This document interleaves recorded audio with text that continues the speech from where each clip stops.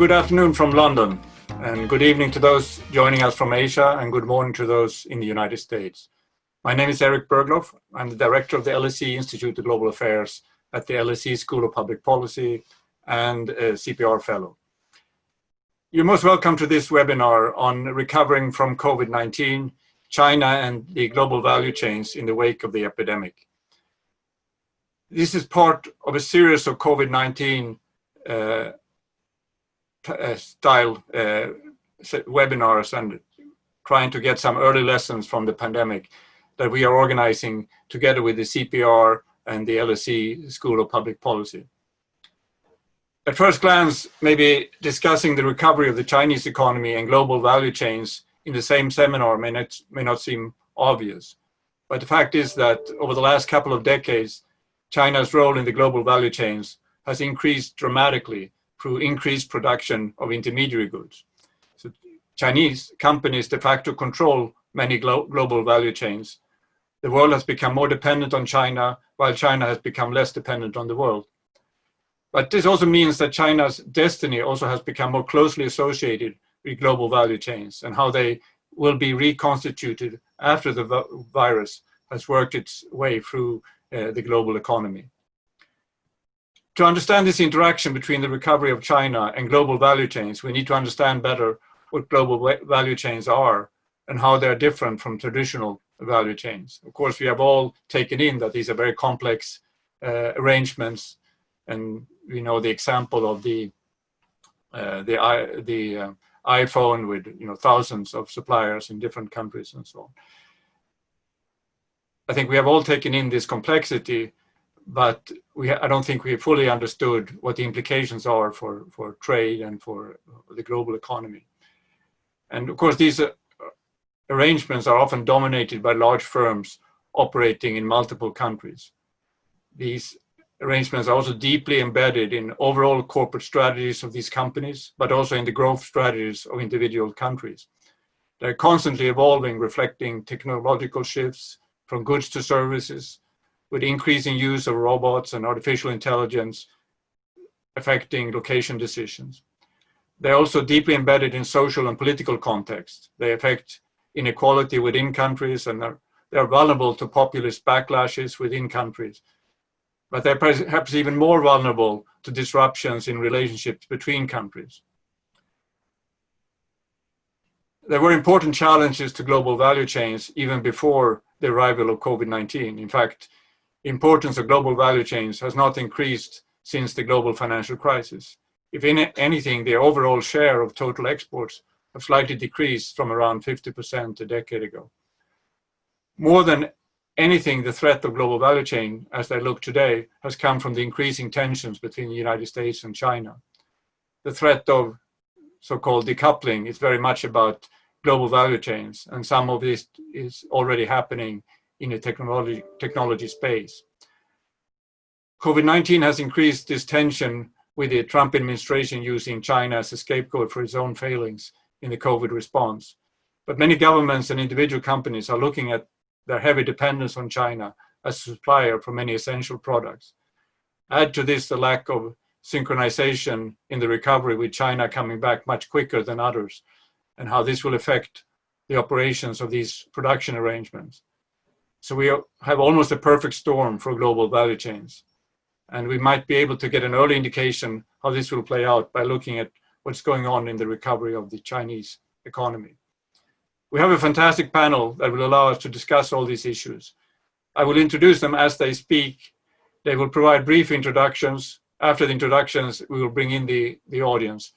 Most of you are getting used to the Zoom technology by now, but you can use the Q&A function and the chat room to ask questions. You can also use the raise hand function, and we will try to let you in to ask your question. We're also broadcasting over Facebook, and you can post questions using the comments function. We'll try to bring some of these questions to the panel as well. Please introduce yourself with your name and affiliation, but I'll say a bit more about this after the presentations. We'll start with a discussion of what global value chains are, how to think of them and how to measure them, and so on. We have perhaps the world's leading economists working on this phenomenon, Professor Paul Antrás of Harvard University. He will speak based on a CEPR discussion paper that he wrote, and which I strongly recommend for anyone who wants to understand and work on this topic. So Paul. Thanks a lot, Erik. I hope you can all see the slide. So let me just first thank you, Erik, for inviting me to this event. It's a pleasure to be here. I wish the circumstances were different, but it's certainly a pleasure to be invited to share my thoughts on this. So also, as Erik was saying, my main goal is going to be to frame some of the issues that might come up later. So I'm largely going to build on this working paper, and more broadly, actually, on the World Development Report of this year, which is focused on the topic of global value chains. And what I'm going to do is I'm going to provide a very, very quick overview of some of the conceptual aspects in that chapter. But obviously, it is a bit too tempting to not speak about two phenomena that Erik already mentioned. One is the slowdown, and I think having gone through the main conceptual backbones of GVCs, I think it's going to be easier to think about the slowdown. And obviously, the main interest here, and why I think so many people tuned in, is we're all trying to figure out what is likely to be the future of GVCs in the post-COVID-19 world. So that's basically my roadmap. In terms of, why are we speaking about GVCs? Why did they emerge? I always like to go back to the 80s and 90s. This is really when these animals took off. In my view, they took off for at least or principally for three reasons. The first one is the Ict Revolution. The second one is deepening trade liberalization around the world. And the third one is political developments. What do I mean by that? Basically, both the Ict Revolution and a series of regional trade agreements that were signed in the late 80s and especially in the 90s, and then China's accession to the WTO in 2001.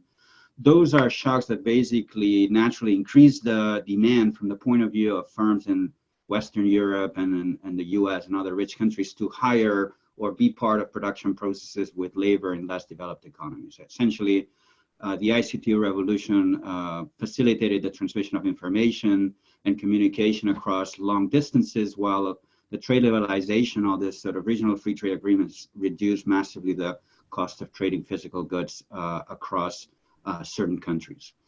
The third factor is more of a labor supply shock, which is that at the same time that labor demand or foreign labor demand was increasing, you have China, Eastern Europe coming out of communism, and that's sort of a big increase in the number of workers that were now being able to be employed by these firms in the West. So the combination of these shocks or these developments basically led to a very large increase in the extent to which production processes were fragmented. That's been measured in a variety of ways, and I hope you'll let me not get into the details of all that. It's a fascinating literature, but it's one that is not easy to kind of explain in a short amount of time.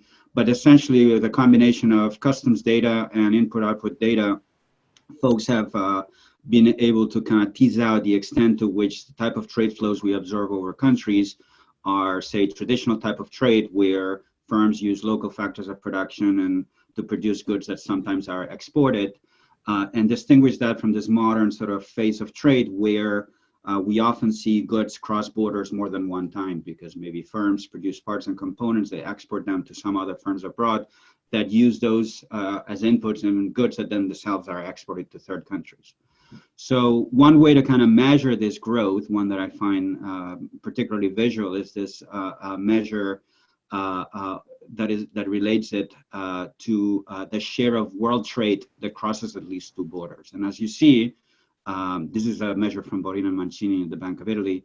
The measure went up quite significantly over the last 50 years, but a big part of the increase is precisely in the late 80s and 90s, where when the three developments that I was mentioning were happening. What's interesting here is you already see what Erik mentioned, which is post-crisis, this trend basically halted. So there's a big dive down during the trade collapse. There's a bit of a bounce back, but after that, you see the share of world trade that is accounted for by GVCs has basically stagnated or even declined. And we don't have more recent data just because this world input-output tables, which is the sort of input that goes into this calculations, is something that is produced with a certain amount of lag. Now, let me turn to highlighting some key distinctive aspects of GVCs so that I think this is going to be useful, hopefully in a short time, for me to kind of go over potential explanations for this slowdown and, some conjectures about what might be happening in the next months and years. But also because I think it's sort of important to understand what's new about these animals. And I'm going to emphasize three aspects of GVCs that I think should be part of the discussion. The first one is thinking about GVCs as hyper-specialization, or what I sometimes call specialization on steroids. One way to think about, to conceptualize global value chains is basically taking David Ricardo's idea of comparative advantage and gains from specialization and magnifying it by allowing not just specialization at the good level, at the sectoral level, but specialization at the sector stage level. Okay, so you can slice up the value chain, and instead of gaining comparative advantage in producing cars, you can get comparative advantage in producing engines for cars or tires for cars. Now, what that typically translates into, our frameworks indicate, is into larger gains from specialization. That is, if you think about countries thinking about opening up to trade or going through trade liberalization, the type of real income implications that are going to come from those episodes in a world with global value chains are typically going to be larger than they would in a world without global value chains, which I think helps a lot in understanding why some of the most successful economies in the last 20 or 30 years that have grown a lot have been countries that have actually participated heavily in this global value chains. And I have obviously China in mind, most notably. It is important to emphasize, however, that with larger gains, you also have larger other types of effects. Okay, so much has been written about how trade has been one important contributor to the increase in income inequality in the world, at least more for some countries than others, but certainly for some countries it's been quite important. In a world on GVCs, not only you get larger gains from trade, but you're typically going to get larger distributional consequences from trade. And I think that's something that's important to bear in mind, because when we come back and we're all going to talk back about political tensions and trade tensions, I think ultimately this is an important part of that story. Okay, it's not just that trade tensions came out of nowhere. I think the distributional aspects of them are quite important. And in the last point I have here is about sequentiality. I knew Davin was going to be here, and Davin and I have worked a lot on this, so I thought I should mention that. I think it is an important aspect of this GVCs, which is, we typically think about trade as sort of a static world in which we produce stuff and export it. In GVCs, there's very often a dynamic flow of goods across borders as goods get more and more value added to them. And this sequentiality, as I'll mention later, I think it's important for understanding at least some of the short-run response that we're seeing now in terms of how trade flows and exports in China, for instance, are evolving in recent months. The second point I want to mention is it's not just about hyper-specialization, but as most of you, if not all of you know, in the field of international trade, this firm-level approach pioneered by Andy Bernard, Mark Nalitz, and others, this firm-level approach is particularly important when you want to think about GVCs. You can think about fragmentation in a neoclassical perspective, and certainly there's some work out there by Gene Grossman, Esteban Rossi-Hansberg, and others that have gained important insights in that world. But when you think about the actual world of GVCs, you want to think about lead firms, you want to think about multinational firms, production networks, and you really want to think about those decisions as to whether I fragment it or not, as a firm-level decision, how that's going to impact productivity.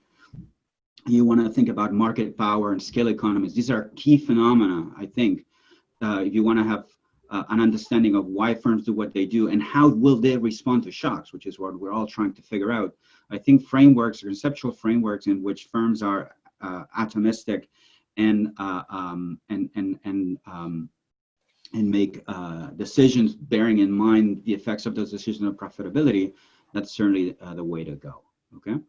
The third point I want to emphasize that I think is also very important, and that was sort of a leading theme in the World Development Report as well, is that I think the world of GVCs is a world where relational contracting is particularly relevant. What do I mean by that? Obviously there's GVCs in commodities and goods that are fairly homogeneous, but very often global value chains are found in industries that produce highly differentiated goods And those production processes use highly differentiated intermediate inputs in the sense that parts and components, the iPhone example that Erik was mentioning, those parts and components are very often, heavily customized to the needs of the intended buyers.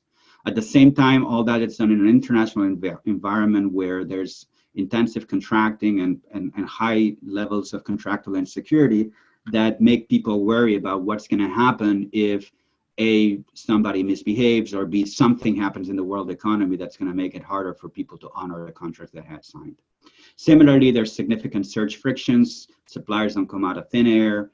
Firms invest significant resources to try to find them, and there's often high matching frictions that impede a smooth process of search and matching. Okay, now with this distinctive aspects in mind, let me first talk about the slowdown, and then I'm going to talk about COVID. Hopefully, I still have like 3 or 4 minutes, if that's okay, Erik. So what triggered the pre-COVID slowdown? I mean, the first point that I think it's often ignored, but I think it's very, very important, which is, when you see graphs like this, or when we talk about the slowdown in trade, we typically are plotting something like trade over GDP or trade over gross output. These are ratios, right? So anytime you see a trend in these figures, you cannot possibly expect that this trend will continue forever, okay? You cannot, there's some natural bounce to this phenomenon. So, I think that the big puzzle is more about, it's not a puzzle, but the really interesting thing is, why did this grow so much during this period? We all understood that at some point these things have to kind of taper off. Maybe we're going to have a new revolution, technological revolution, is going to be another spike up, but there's a natural limit in the extent to which global value change can constitute the bulk of international trade. So, it's sort of a marked decrease that happened after the crisis, and there might be reasons for that, but don't expect this share to go up forever. I mean, that's the first obvious point. The second one is, if I were just to use neoclassical economics, it's not rocket science, right? I mean, China's productivity grew by a lot, but their wages grew by a lot as well. And for certain production processes, just China got too expensive. We might have seen a movement of stuff away from China to other Southeast Asian countries, but and the same is true for Eastern Europe, by the way, which is, initially Eastern Europe provided this massively highly qualified labor force at very low wages. I mean, there's a big process of factor price convergence. Sooner or later, there's going to be a natural slowdown to the benefits of going to those countries. Often another factor that is mentioned in recent years is and I think it's particularly relevant, you hear it a lot these days, is a reaction to natural disasters. Okay, so the well-known case, 2011 earthquake in Japan, created massive disruptions in global value chains in a variety of sectors. The U.S. auto industry suffered a lot from it. And, if you have the view that this is, you want to understand what firms do, and firms, when they go through traumatic episodes, they might re-optimize and think about alternative arrangements, it seems natural that perhaps these natural disasters led some firms to rethink their global strategies. And that's obviously, when we think about COVID, this is one idea that often comes to mind. Automation might be another factor. I mean, it's been mentioned that automation's on the rise, and obviously it's natural to think about automation as a substitute for seeking cheap foreign labor. When you get down to it, I think it's a little bit less obvious that there's substitution, in the sense that industrial robots are not producing stuff out of thin air. They need parts and components, and automation typically increases productivity. So it's far from obvious, both theoretically and empirically, having in mind some of the work by Paulo Bustos and co-authors, that automation is typically going to reduce the amount of global fragmentation. But certainly it's a story that you hear out there, both in recent years and now, that maybe the response to the current crisis is also going to bring automation back to the, increase the amount of automation used. But obviously the last aspect that I think is very important, it's hard to understand the first beginning of the slowdown based on that, but more recently, trade tensions have been on the rise, and most notably the trade tensions between the US and China. So that's sort of my sense of potential explanations for the slowdown. There's many others. And let me just turn now in the final couple of slides on COVID-19. So the first sort of others will have their own figures. I find this figure by Serdatero and others quite illuminated. This is a recent IMF working paper where they're using maritime data from the automatic identification system is basically satellite data that tracks ships. So that allows you to basically get an estimate. You plug the data with machine learning, all this fancy stuff. You basically come out with a estimate of daily trade flows across countries. And what this is basically showing you is daily exports, estimated exports in terms of metric tons. Actually, you don't know the value. You can have an estimate of what's getting shipped. You see very clearly the effect of the Chinese slowdown. And what's interesting is this recovery. And then what's happening here is, as other countries enter the lockdown, you see again a further decline. Okay, so it's sort of interesting that you can basically, we now have ways, imperfect ways, to track trade flows basically at high frequency. You can do that at the world level. And what's interesting is by distinguishing different types of ships, you can see that the bulk of the decline in the world is associated with goods that are typically associated with GVCs. Okay, so that's basically showing you that relative to commodities, GVCs appear to be taking a particularly large hit as a response to the COVID talk. You see that shock. You see that on exports. You see that on imports. If you're wondering why exports and imports at the world level don't add up, bear in mind there's a lot of ships that are stranded. Okay, that they exported or they left, but then never made it to the destination just because demand is not there, or because they're waiting for things to clear out. Now, we see these patterns. We see, obviously, in recent weeks, there's been a large decline in international trade, in particular in GVCs. And the question is this a very short-term phenomena, or is this going to be a longer term? Okay, that's what we're trying to figure that out in terms of the health crisis, in terms of the economic crisis, and trade economists are trying to figure that out in terms of the international trade landscape. There are reasons for pessimism, going back to some of the things that I've talked about. This is you'd say the model of all shocks. It's a global shock. It's an asynchronous shock. You saw that in the Chinese data. It's related to the sequentiality of stuff too. The goods go from place to place, and you're using parts and components from various places. If there's a shock in any of the places where you're having production, this is going to have ramifications for the rest of the value chain. So there's a concern that because it's happening in so many places, you can't really substitute easily away from the one area that in other type of natural disasters would have been impacted. It's like a natural disaster hitting all places and at different points in time. It's not just a labor supply shock or productivity shock.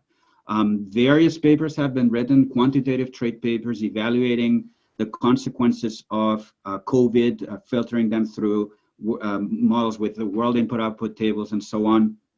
And this is often modeled as labor supply shock and a productivity shock. I think obviously that's part of it. I actually think this is also a trade cost shock. It is now, and it will be in the foreseeable future. And the reason for that is because I believe that human-to-human interactions are actually quite important, quite an important oil that greases the wheels of global value chains. And to the extent that international travel will be disrupted for the foreseeable future, I think that's actually going to be of some relevance for the future of GVCs. Just bear in mind, 19 years ago, something happened in New York City. And to this day, 19 years later, we're still taking off our shoes when we go to the airport. So that tells you that there's things that, for whatever reason, in international travel, there might be a persistence of some, I don't think there's going to be a lot of nuisances associated with international business travel for the foreseeable future.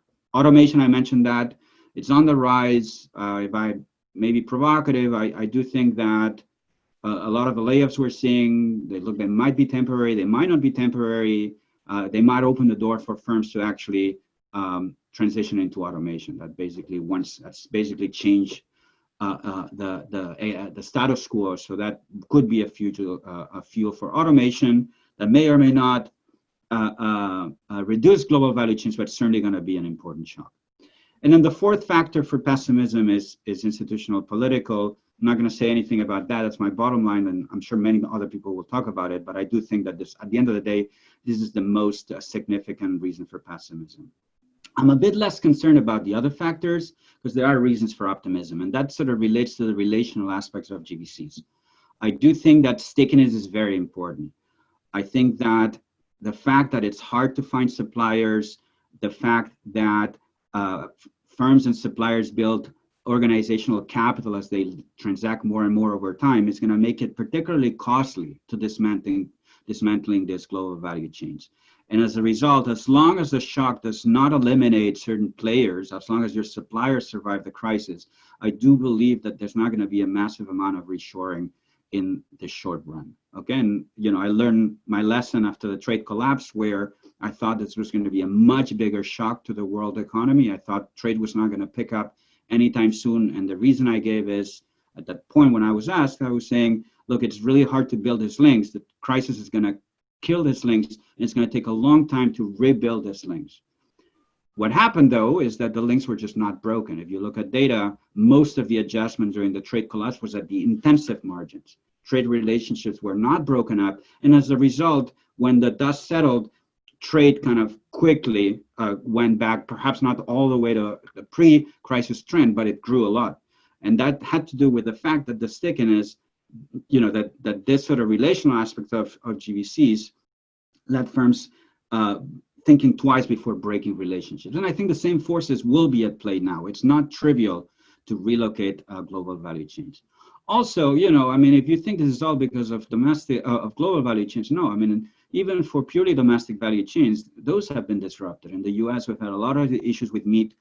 I was reading the other day that 90% of toilet paper in the US is actually produced locally. And that, these are some of the value chains that have been most disrupted. This has nothing to do with global value chains. So if firms are looking at the picture and thinking, oh, I want to bring back things home because it's so complicated and I'm exposed to all these shocks. No, there's shocks that are going to expose you almost as equally to shocks when you're domestically. But my bottom line is, we can talk a lot about the economic aspects of it and, stickiness and automation and international business and so on. But at the end of the day, I think politics will be the leading thing here. If, we walk out from this health crisis with a political crisis, an international political crisis, I think that we can throw every other conjecture you might have out of the window. I think that's going to be a dominant feature of what might happen to the international landscape. And with that, I think I should stop here.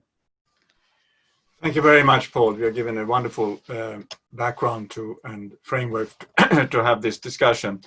So next speaker is Alicia Garcia-Herrero. She's currently the Asia Chief Economist of Natixis and a fellow at the Bruegel think tank in Brussels, even though she herself is based in Hong Kong, and that's where she's speaking from today. He has done very interesting work on the evolution of global value chains over the last 2 decades, and she will focus now on China's role in these global value chains. Please, Alicia, the floor is yours. Thanks very much, Erik. Thanks for the invitation. I hope you can hear me well. I've been very fascinating presentation, Paul. I was very worried about hearing you before I was going to speak, because I thought, gosh, if my numbers look very different, what I'm going to do, but they actually look quite similar in the sense that I'll be showing exactly that evolution towards a shrinking value chain. But what I'm going to focus on is basically the wider role of China within that shrinking value chain. And that's what I'm going to call centricity, basically. China's increasing central role in that shrinking value chain.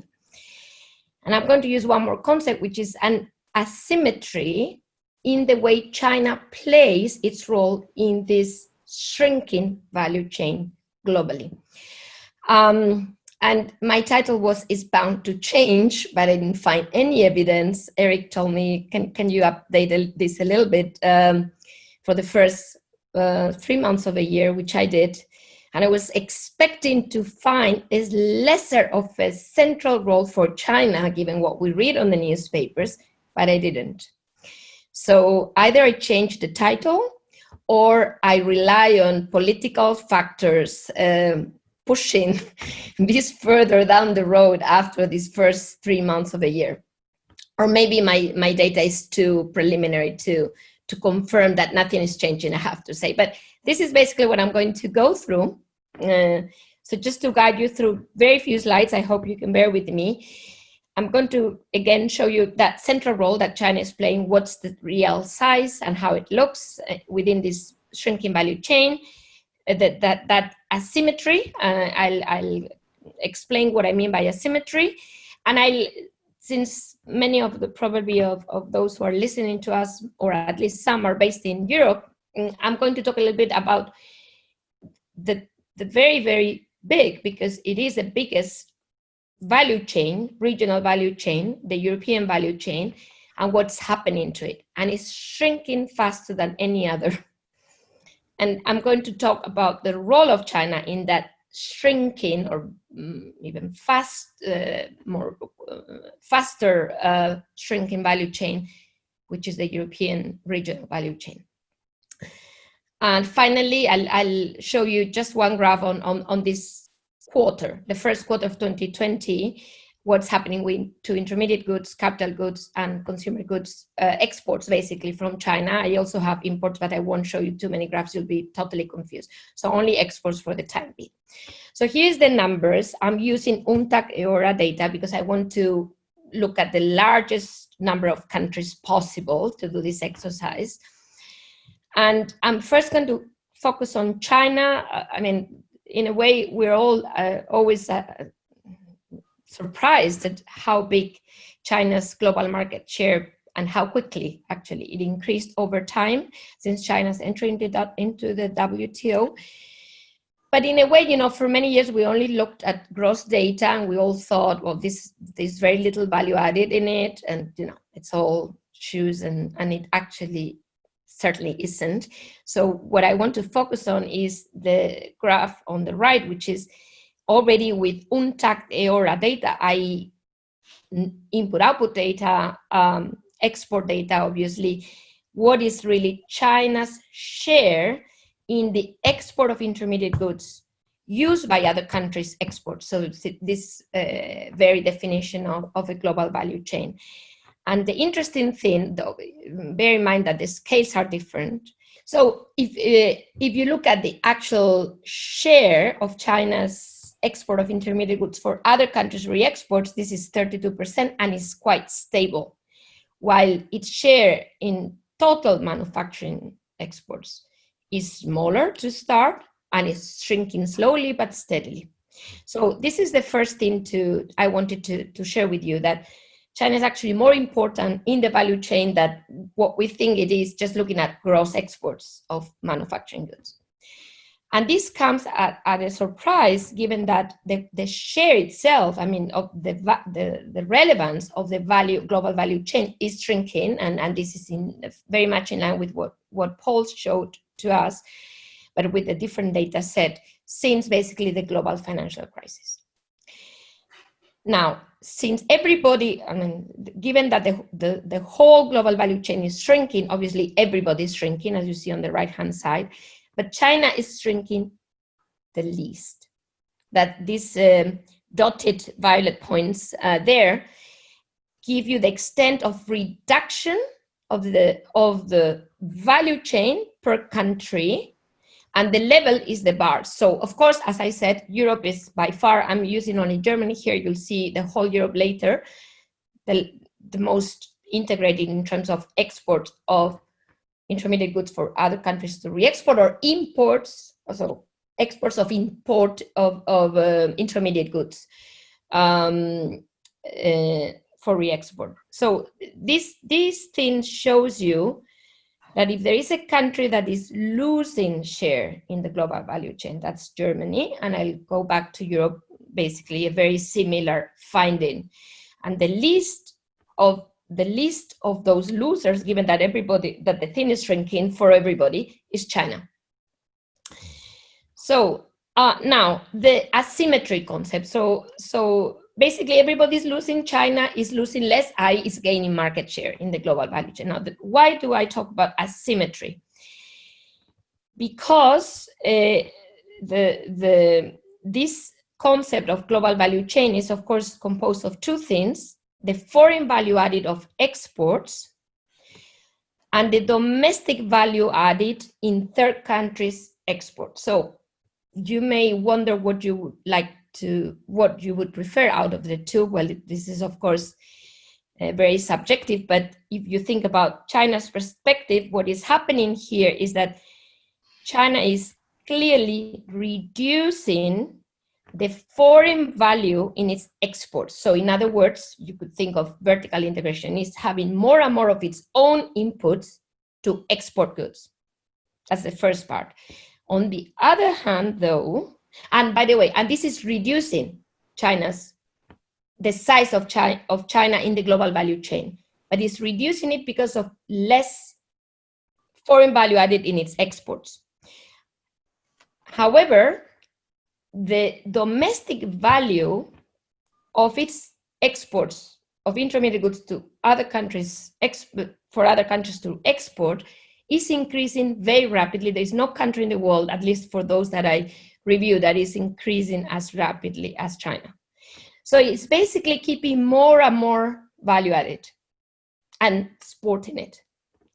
And that's what I call asymmetry. You may find a better word for this, but I wanted to basically explain that this is what's happening. It's not only that China is bigger and bigger in this global value chain, it's that it's behaving quite differently from the rest in terms of inputs and then exports of intermediate goods.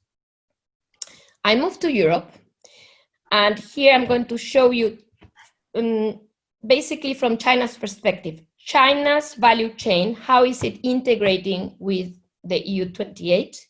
Should review this very soon, but not yet. Maybe thanks to COVID-19, we still keep the 28 for longer, but this is what we have here, China integration between China. So these are bilateral data, China and EU 28 value chain. And again, from China's perspective, it's the same thing is happening as for the rest of the world. More exports of intermediate goods from China for Europe to re-export. And certainly, and very importantly, less imports or less foreign value added, which is European, because this is bilateral, for China to re-export. So the asymmetry that we find globally is certainly true for Europe. If you look at that table, what I'm showing you here, lots of red colors, except for the third column. What is this? This is every single European country. How much is it? So it's all about the change, okay? We know that we're very big. The size of the global value chain, intermediate goods in China's, in Europe's exports are big. But the change is always negative. We're less and less integrated with the world. Most importantly, among ourselves, this is the regional value chain, the second line, the second column. And more for most countries, the green color there, so from Belgium to, everybody, not Germany, by the way, very important, at the bottom of my table, not Germany, not France, not Finland, but all of the others, more integrated with China. And because I showed you already the asymmetry, you know what's happening. Most of these countries, from Belgium to Croatia to Poland, you name it, are importing more and more intermediate goods from China, as opposed to importing them from Germany or any other big exporter of intermediate goods in Europe. This is what I'm showing you at the moment. To end the story here, of course, the question is what's going to happen with COVID-19? Is this a central role that China has achieved at risk? And can we see something? Of course, it's a pity that the data is not comparable, because this is HS2 and what I showed you before is HS6. So, I'm not sure whether this data reflects the reality, but I imagine that there's not a lot of, I actually checked the data and there's not a lot of changes within the HS6 classification compared to HS2 classification for the years for which I can make the comparison, which is up to 2019 from 2015. So now the key here is to look at the first quarter of 2020.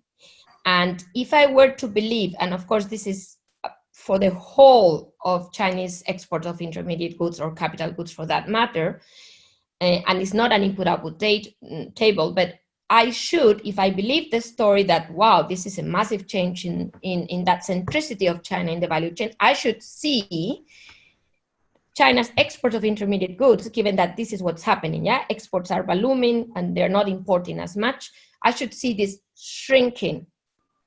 And there's no such thing as anything shrinking here except for consumer goods, which is exactly what I'm not looking for.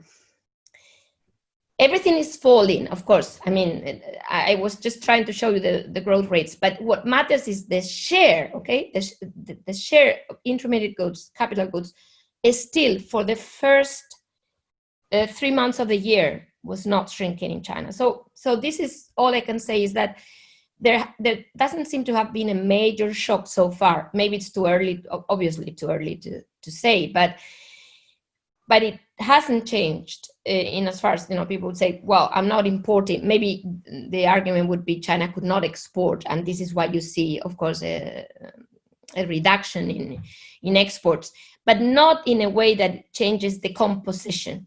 And that's the last thing I want to say. Away from intermediate goods, away from even capital goods.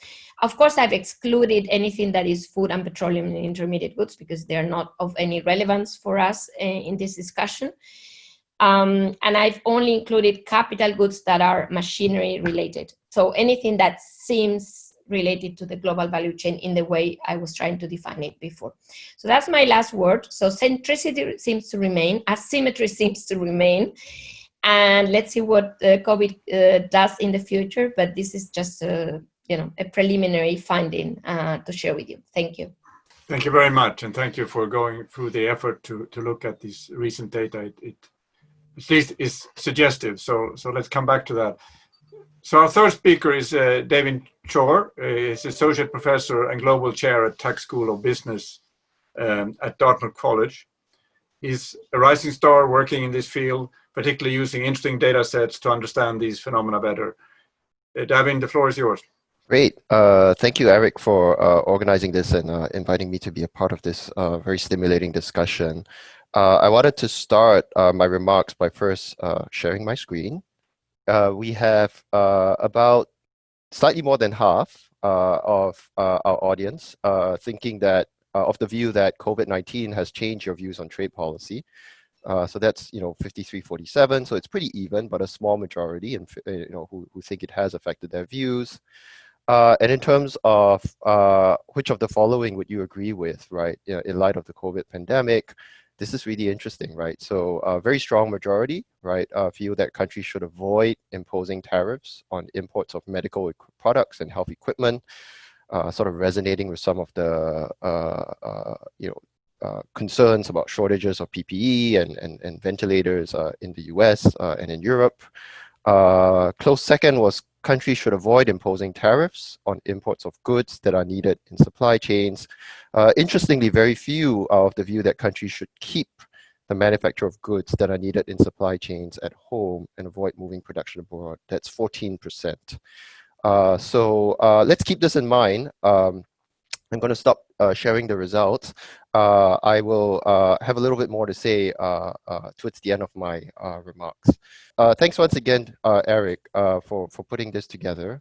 I have a few observations today, that I think will build on what Alicia and Paul have mentioned, and take a slightly different dive in the data that is available right now to think about, how COVID-19 may or may not be affecting GVCs, and specifically GVCs involving China.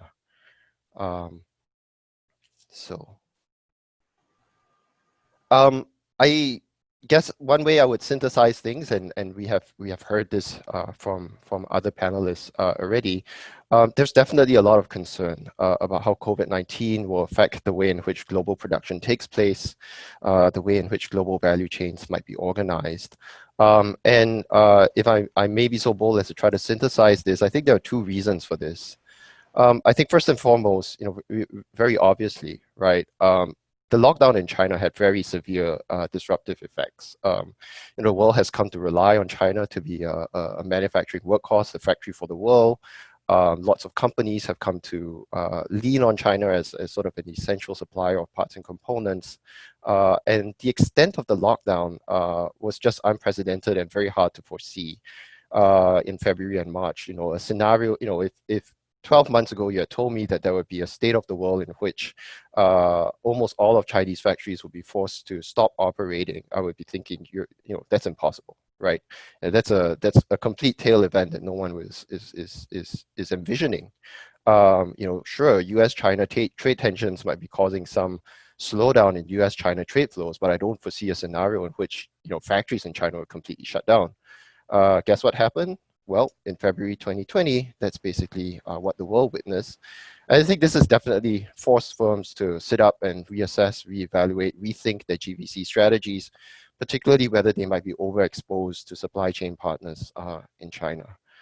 And sort of the other thing that's been happening in the background that's been gained a little bit more traction and attention in the past 4 to 6 weeks has actually been the trade policy reaction that I think has reinforced some of this thinking about whether supply chains or global value chains might need to be reassessed. And basically we've seen unilateral actions and announcements by governments around the world, including in this country, in the US, that either on grounds related to concerns about supply chain disruptions for essential goods, or using COVID-19 as an opportunity to sort of further a pre-existing agenda, to explicitly try to seek to curtail, say the US's dependence on supply chains that run through China. I have a little bit of data to show, and in many ways I think it's going to be complementary to some of the data that Paul and Alicia have shown. But I just want to stress that this is clearly a bit of a heroic exercise, right? What we have currently available in the data is an incredibly incomplete picture. It's an unfolding situation, right? Clearly, to measure the extent of GVC activity, you would want more granular data, firm level data, as Paul has mentioned, or world input-output tables in order to figure out better what value-added exports are. But in the absence of that kind of data comes with a lag. What we have is some of the more recent months of trade data, and specifically I'm going to focus on US trade data in the most recent months. So all I have to say is really relevant to US-China in particular, right? But let's just see what the data have to tell us, even as we read it with a heavy pinch of salt. I basically, this is pulling up publicly available data on US imports on a monthly basis that's made available by the US Census Bureau. What we see is that US imports from the rest of the world declined dramatically from January to February, from $196 billion. This is seasonally unadjusted US imports from the rest of the world, to about 178 billion US dollars. So it's a dramatic decline, with a particularly severe drop in imports from China of about 31%, 31.5%. At the same time too, well, this should not come as a surprise, right? February was the month where China was entering the lockdown at its most draconian. So this could entirely be a reflection of the fact that Chinese factories had to shut.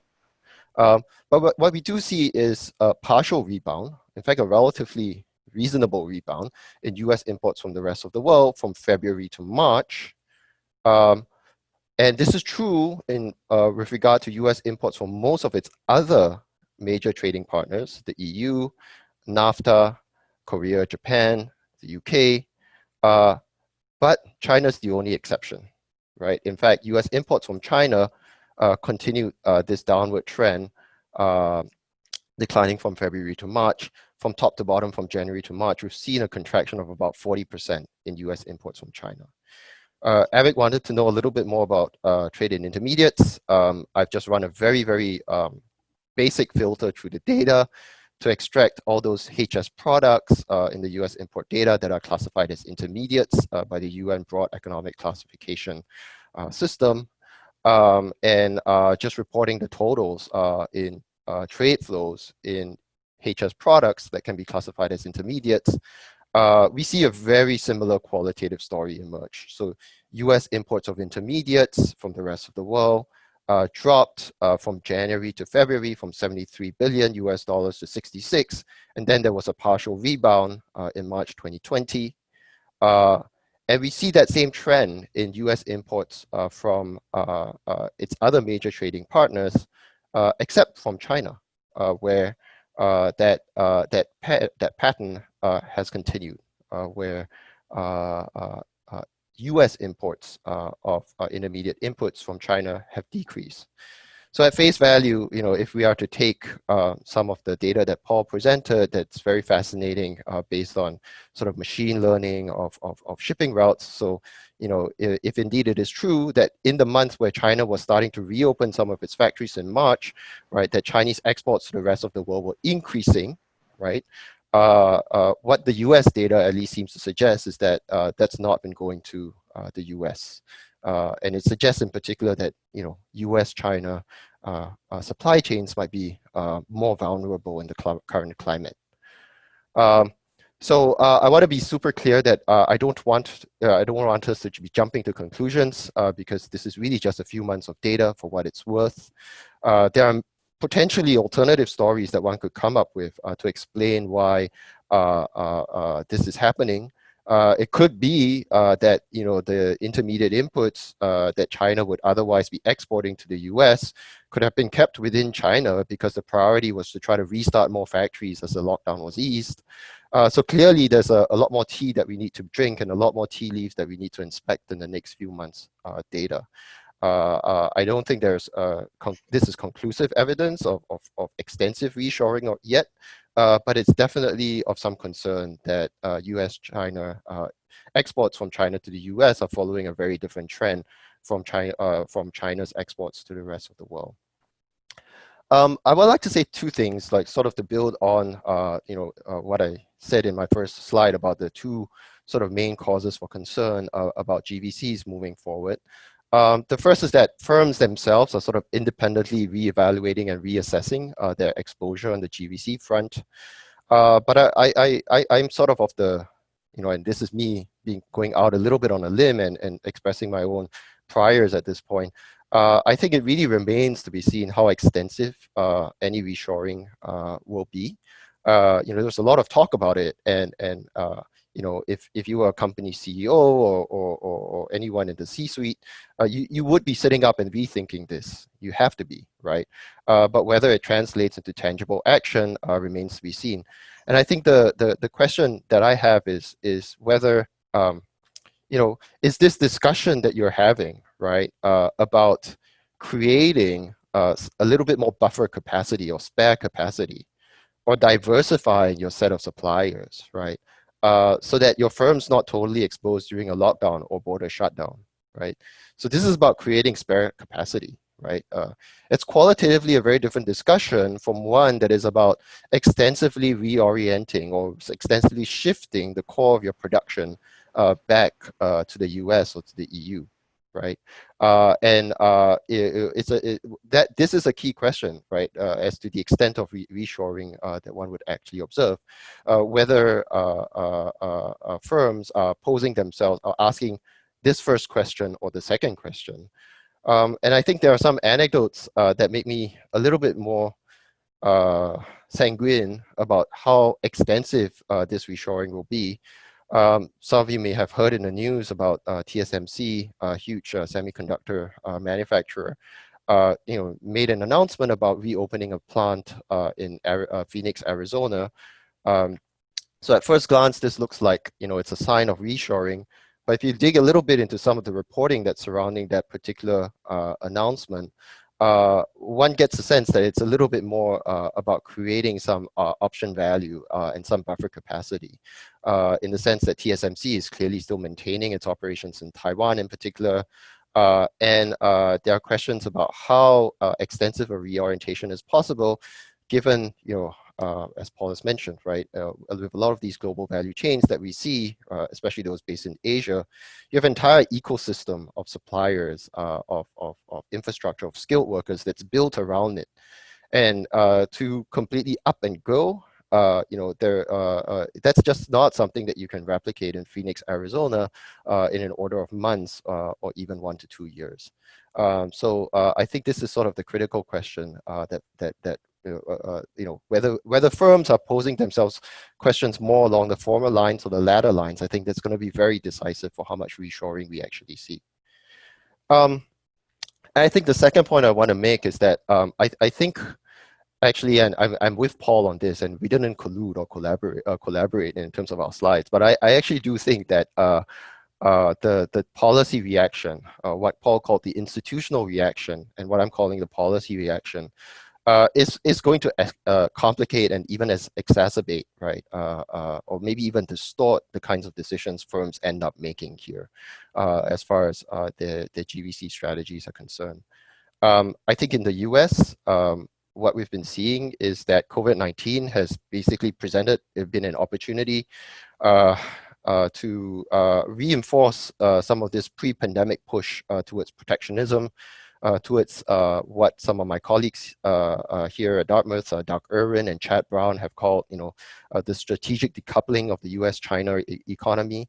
And that is clearly a concern, how aggressive that push will become over the next few months. But I also want to stress that this is not just something that we're seeing in the US. So Japan's been affected by COVID and has announced a huge stimulus package very recently.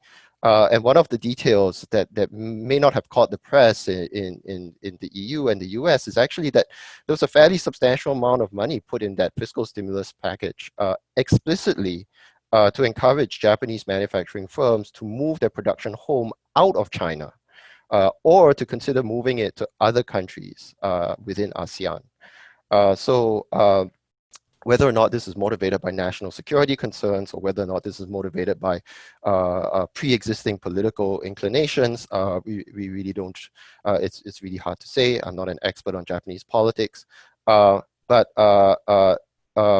this is certainly worth paying attention to. And I will show you a little bit in a few slides. I think there is a distinct possibility that some of these sentiments about the need to bring manufacturing home already have some traction within the general public. I don't wish to belabor this point about the policy reaction, but I think it's useful to think through the implications about how it could affect GVCs moving forward. At one level, right, there have been justifications that I would call based on national security concerns or national security grounds. The need, for example, for essential medical equipment, N95 masks and ventilators, and whatnot. I would posit that if and when a vaccine becomes available, this is likely to become another product that ends up being, grouped under a national security product.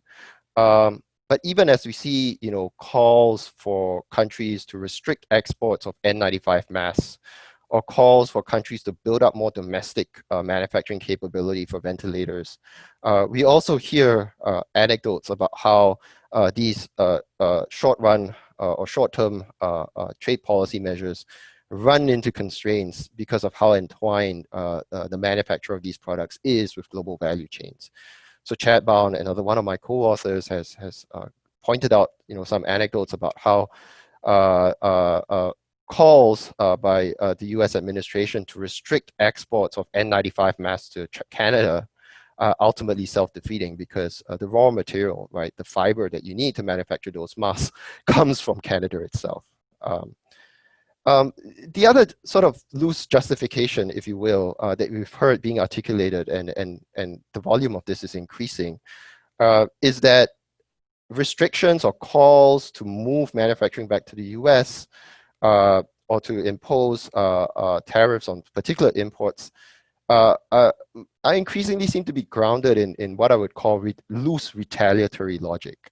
And here I'm thinking about, the blame game over the origins of the virus, right? That, the kind of rhetoric, the undertones that we're hearing from the US administration in particular about how, there's been an economic cost to the rest of the world, and the US has had to suffer because this virus spread all around the world. And so some of these measures that we're thinking of can be loosely, it's not been made explicit, but the undertones are certainly there that this is some form of retaliation for the economic damage that the rest of the world has suffered. Erik asked me to say a little bit about the perspective from other countries in Asia that also engage in GVCs. It's not just China. And I think this ties in a little bit, you know, this idea about these efforts, right, to get firms to think about, you know, delinking themselves from China. I think have implications for other countries in the Asian region that are engaged in GVCs, such as in ASEAN.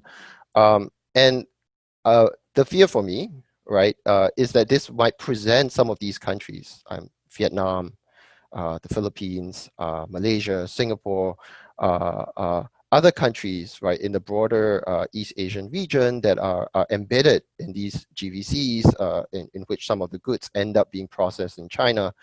I think the dread scenario for them is a scenario where these countries might end up being forced to make a choice, right? Either to be part of the US supply chain, right? To be the trusted partners of US firms, or being part of the China supply chain within the network of Chinese of firms that supply China. And I think there is a very serious geopolitical risk here that's sort of looming, right? Depending on how much some of this institutional rhetoric escalates. So in my last two slides, I want to say a little bit about where public opinion stands on all this. Sort of, I gave you that teaser with the poll right from the very beginning. With two other co-authors, with Laura Alfaro at HBS and Maggie Chan at George Washington, we've been running a series of surveys to try to gauge how people process information and whether that can affect attitudes towards trade policy. This is very much work in progress. We had a very recent run of this survey a couple of weeks ago. This was run on 3,500 respondents in the US, representative of the general population. And as I said, you know, the purpose of the survey was a little bit broader. We were trying to assess whether information can affect people's attitudes towards trade policy. But one of the questions that we did include towards the end was precisely about COVID and whether COVID has affected your views on trade policy. We answered precisely this question. Thank you for participating in the poll earlier. And it turns out that the wisdom of our masses, the floor that we have here in the webinar, is pretty close to what we got in the general population as well. Just over half of our respondents from the US general population said that COVID had changed their views on trade policy, very similar. But I think it's kind of interesting. There's some gap, there's some divergence that we've seen actually in the poll results between what we got from the US general population and what we just saw. In view of the coronavirus pandemic, which of the following would you agree with? It turns out that 38% of respondents checked off that option about countries keeping the manufacture of goods that are needed in supply chains at home and avoid moving production abroad. 38%, whereas it was like 17%, if I remember correctly, from the poll that we ran. So definitely, I think there's a gap between, you know, my guess is that most of us listening out there are academics or in policy circles. I think there's a little bit of a gap between how we may be perceiving the issue and how the general population may be perceiving the issue as well.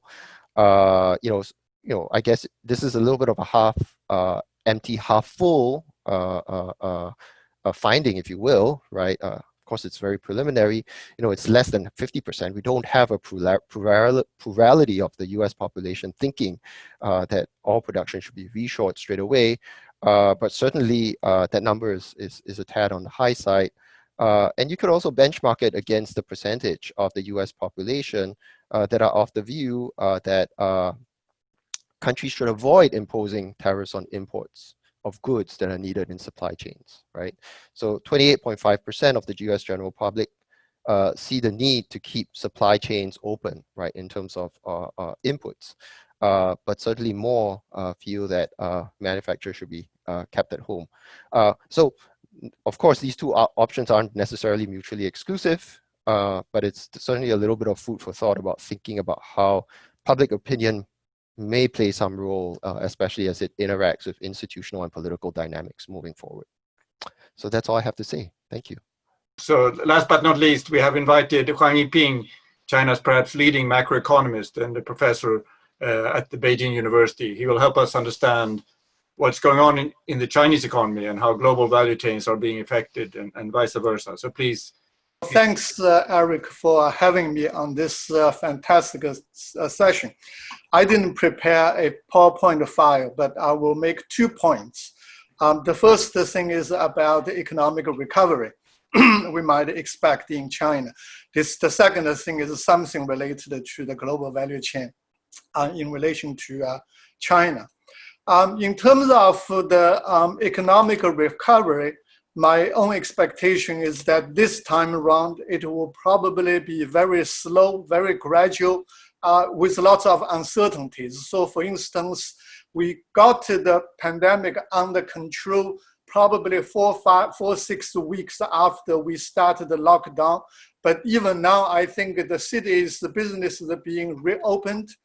Still, we saw scattered new cases in some parts of the country. So I think people really still highly alert. And one of the examples is in northeast China, in one city, there were some new cases and the city mayor was removed from his position. So I guess the implication is the officials will be very serious and careful about controlling the risk of a pandemic, which means the opening up could be even more gradual, cautious, and careful. So that's the first thing about economic recovery. The second thing I think we already heard from the other presenters is that maybe we're going to see a very slow coming back of exports. In fact, the interesting story was some of the southeast coastal cities, the local governments tried to take these migrant workers back to their factories because many of them actually went back to their hometown before the lockdown policy was imposed. They went back hometown to celebrate the Chinese New Year, and then it became very difficult for them to come back. The local governments or in the coastal area, which was also an export and manufacturing base, they tried very hard to hiring buses, trains, even airplanes to take back these migrant workers. And just to find, unfortunately, some of the export orders were canceled. So I guess now to some extent, certainly, recovery of the Chinese economy, particularly the export sector, is also dependent on what happens in the rest of the world. In terms of consumption, I'm somewhat more optimistic about consumption playing a leading role in driving future growth of the Chinese economy. And we're already seeing, for instance, consumption share of GDP is rising. And going forward, we already saw the Chinese retail sales bigger than the US last year. Even though the growth rate might actually come down, it probably will still remain the fastest growing consumer market in the world. So I'm actually pretty confident that consumers will drive the Chinese growth. By the way, that might also play some roles in a determination of the future global value chain. But in the short term, there's a little bit of problem. The problem is that because the business stopped for quite a while, there are people who actually had a very limited income and even no income for quite a while, and that is affecting consumer spending. The last couple of months, what we saw was consumption decline was even greater than income decline, which basically means that when the economy came to a standstill, households' confidence declined. So they actually, the propensity of consumption declined. They spend more money proportionately, given the uncertainties going forward. What we saw now is that the recovery will be very gradual, and we are seeing a dichotomy in consumer spending. These people are mainly from the major metropolitan cities, have stable jobs, stable income. We actually see a significant rebound of consumer consumption rebound. We actually saw, for instance, demand for automobiles, for housing, for luxury goods actually was picking up very dramatically. But at the same time, you could see these people, especially these migrant workers, only slowly coming back to their jobs, and some of them are still waiting for their factory to restart. I think that portion of the consumption recovery will be gradual. Although the local governments are all spending some money in distributing the so-called consumption coupon, in supporting these households, but these are actions mainly taken by local governments. So if you fall into a region where the local government do not really have a lot of fiscal resources, then the subsidies are very limited. In the East coastal region, for instance, in Zhejiang province, the payout is actually more generous than the other part of the country. So I think in terms of consumption, longer term, it's a big story. And you just imagine 1.4 billion people when their income doubles, even when their growth, when the GDP growth continues to slow down, the income, the household income as a share of national income continues to rise. So it will be a very interesting story. But in the short term, I think it's much more complicated. There could be the dichotomy of high income household spending and the low income household spending. The final component of the economy is obviously fixed asset investment. Now, you probably remember last time around, we came out of the global financial crisis by investing massively in fixed asset investment. And that was a big push factor for the economy to come out from the financial mess. This time around, the government hasn't announced anything, but in fact, we might hear something tomorrow because the NPC annual session is starting tomorrow, and the Premier is going to deliver the government work report. We probably would see some kind of policy programs there. The expectation is the government will spend more on the infrastructure, including the new infrastructure, which is tech-focused, and also spending on the so-called development of the major metropolitan regions, and settling down for the migrant workers and so on. So I expect investment to drive near-term recovery of the economy, although my own expectation is that we're not going to see the kind of magnitude, especially in proportion to GDP last time around. Officials are still somewhat more cautious toward a major stimulus package focused on fixed asset investment. The policy attention last couple of months have mainly been targeted at SMEs and low-income households. So this is my take on economic recovery. It will be gradual, will be with a lot of uncertainties. It also depends on what happens in the front of the pandemic, both at home, but also globally. Consumption could be a big story, but the near-term recovery could still be driven by somewhat more modest investment stimulus package. That's my second point is about the China's role in relation to the global value chain. And I think the previous three speakers all had excellent insights, and I really enjoyed. If you look at what is happening in China last couple of years, not just now, I do think the global value chain is gradually changing.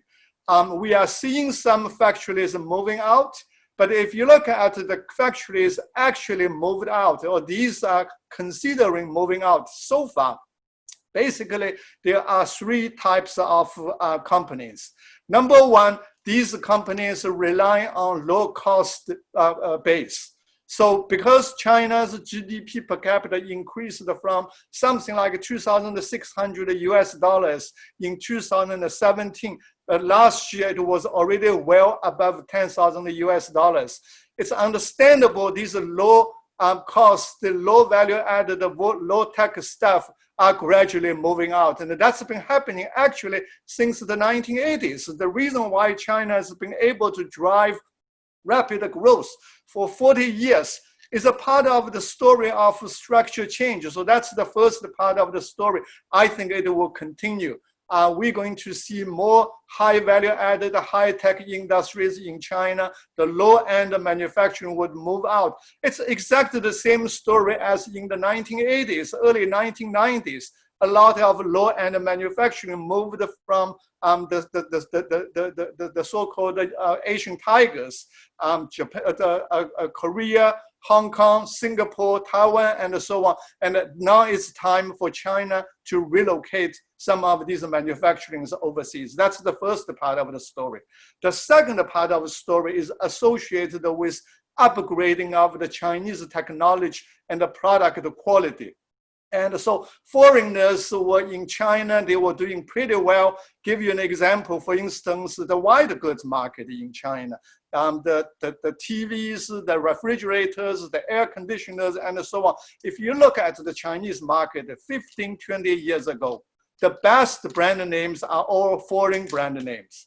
But if you look at the market again, the Chinese brand names are now dominating. So I think some of the foreign companies also moving out in that regard because the Chinese producers becoming more competitive, especially in the household electronics, in the smartphones, and so on. These are also happening, and I expect that to continue to happen.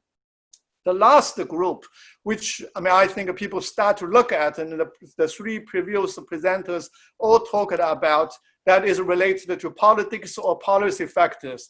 I do think if that continues for much longer, then there will be some relocation, obviously. In fact, a friend of mine actually produces auto parts, and he supplied to the US, and his business partner, they've been doing business together for 20 years, and his partner told him, if this high tariff stays for a very long time, then in the end, there's no choice. Either my friend move his factory to another country, or he will have to buy from somebody else. So I think there's no question. If this really becomes an issue, then we don't really have any option. So there will be some relocation, I'm sure. But look at it, I think a very important question about the broader, taking a longer term about the Chinese the value chain story. As I said, the Chinese industrial structure has always been upgrading for the past 40 years.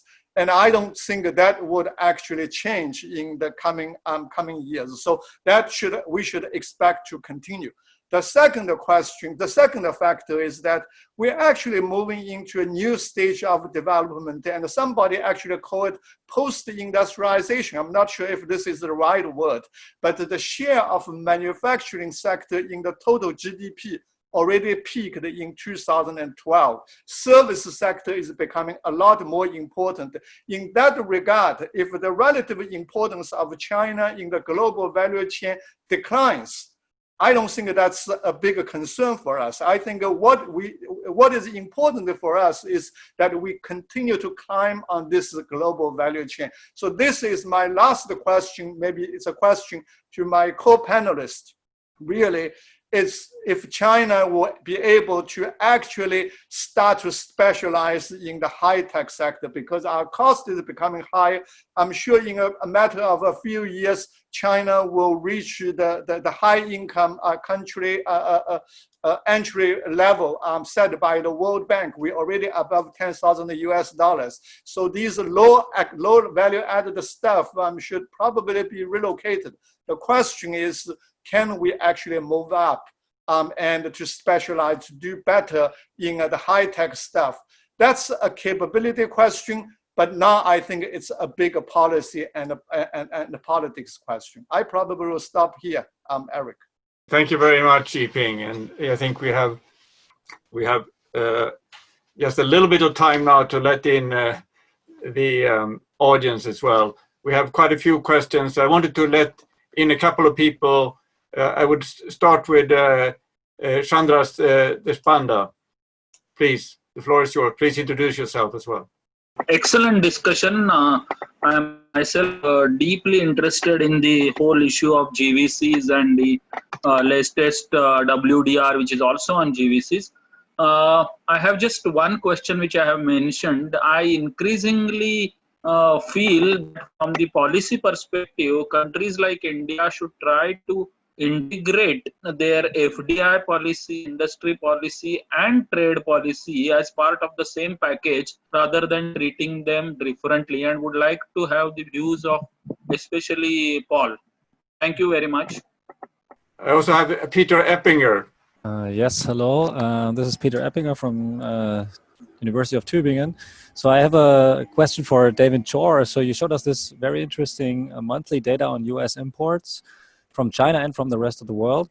Now, what does seem puzzling here is this early drop in imports from the rest of the world already in February.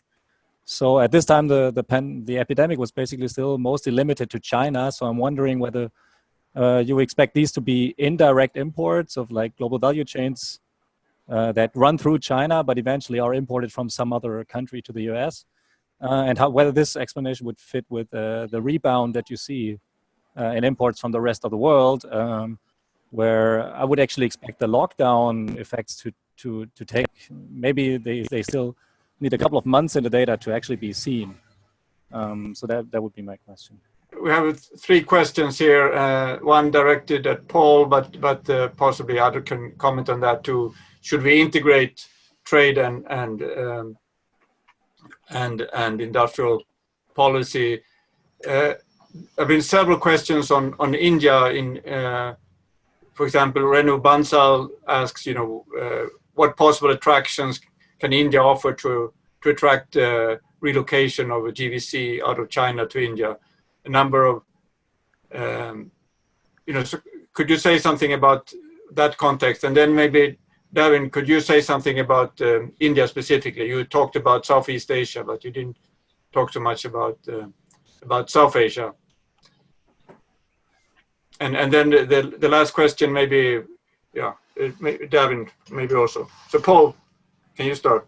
All right. So Erik, if that's okay, I'm gonna quickly punt on the India question and address 3 other questions I see in the Q&A very, very briefly, and I want to come back to Yiping's point. I'll do this very briefly. So on the India question, I'm going to largely punt because I've actually never been to India. I was planning on going in December. I don't think that's going to happen. But one of the things that I think I've learned from working on the World Development Report is that sort of blanket policy recommendations that might work for all countries, it's not something that one should be doing. So certainly India could benefit from being more embedded in global value chains. What exactly they need to do that? How does that interact with industrial policy? It's not something that I can provide, very specific answers to at this point, but certainly something that I'm eager to think more about.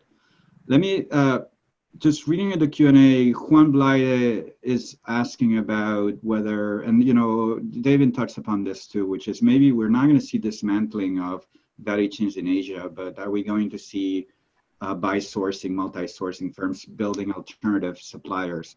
And I think that's possible, but I think in many sectors that's actually going to be quite infeasible just because of scale economies.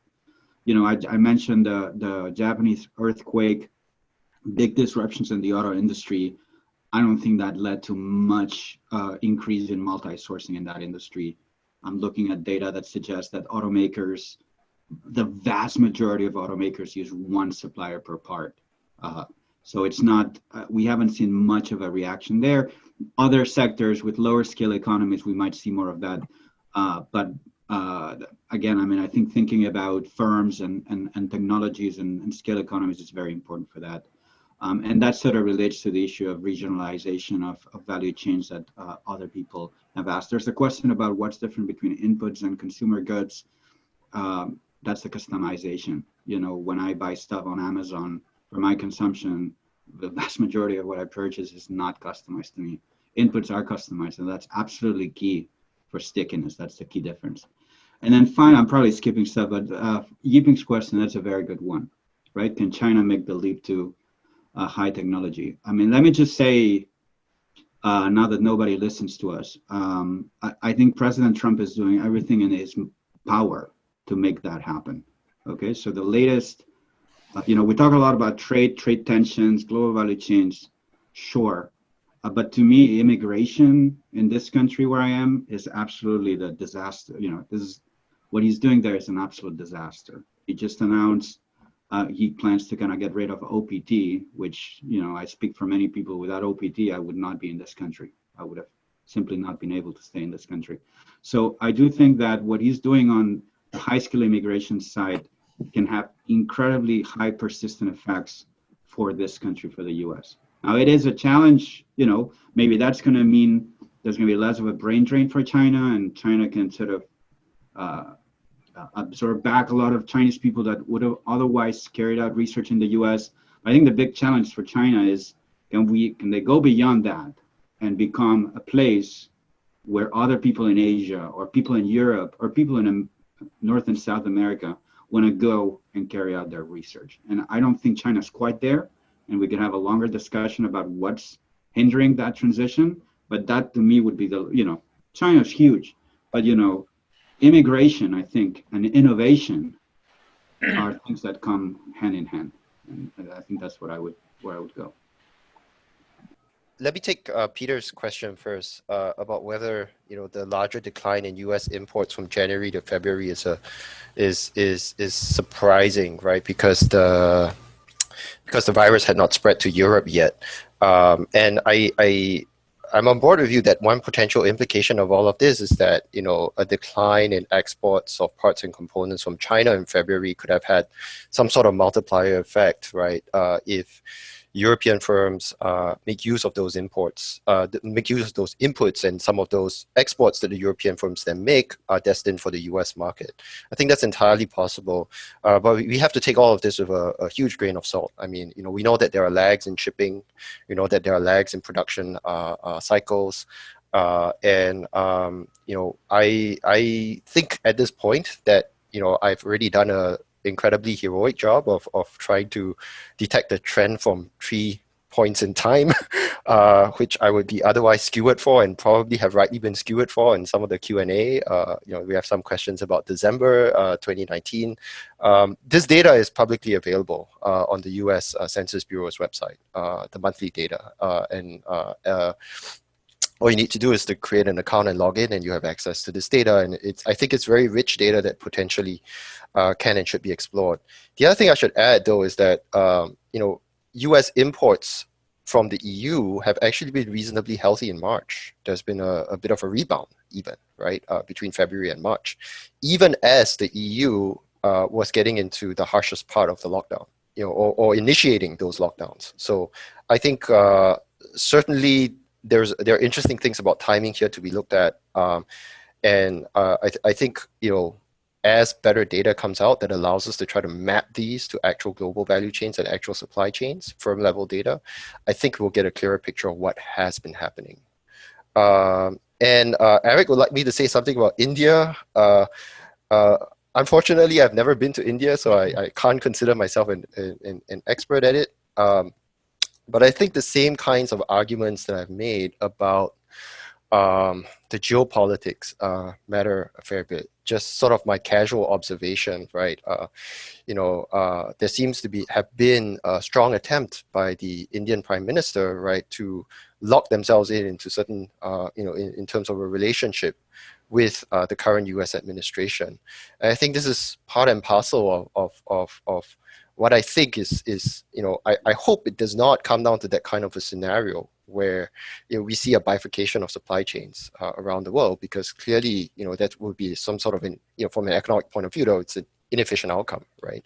But if you know, if we, you know, these kinds of moves that we see are all part and parcel, I think, you know, at some level, global value.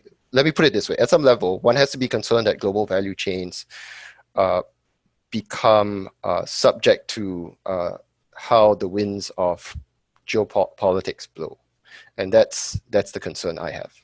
We have run over, but I wanted to invite one last person. So Hassan Turun, can you introduce yourself and ask your question? Thank you so much, Erik. Very kind of you. It's a really stimulating discussion I've been listening to. Just a quick question from the private sector. I'm representing Koç Holding in the UK, and we deal with lots of business in the UK and Turkey and other emerging markets. It's just wanted to let you know that the discussion is taking place, but not necessarily everybody is talking about restructuring the whole global value chain. But there is a discussion taking place on sector by sector, slowly diversification and some relocation of the global supply chain. But the question is, taking into account the coronavirus's financial impact on the firms in the West and other places, which will add additional burden on the firms, to what extent do you think, to the panel I'm asking, that they can replace China with some other suppliers? And if this is the case, what other countries can be alternative? Are they ready? Anyway, thank you so much. Thanks very much. Just a quick share with you of an analysis we did exactly on this point. Who could pick up part of the value chain that may actually leave China? And this was even before COVID-19, because the costs, of course, labor costs in particular, have increased very rapidly. And the interesting thing is, once you look at it, you realize that there is already a lot of manufacturing FDI having already gone elsewhere. In fact, manufacturing FDI from Korea, Taiwan, and Japan into ASEAN is already bigger than manufacturing FDI from these three economies into China. So, I think there is already early movers, those who know China well and may have arrived in China before anybody else, already taking decisions to nearshore in Asia. Beyond that, I think the obvious potential winners, whether they will eventually be, would be India for its size. So we compare and India in that analysis as well. But I think there's a lot of, so we kind of rank countries also in terms of their logistical capacity. And of course, that's where India kind of moves below the others that were winners. So the clearest winner on the labor-intensive manufacturing was Vietnam, and then for the capital-intensive manufacturing within ASEAN was Thailand.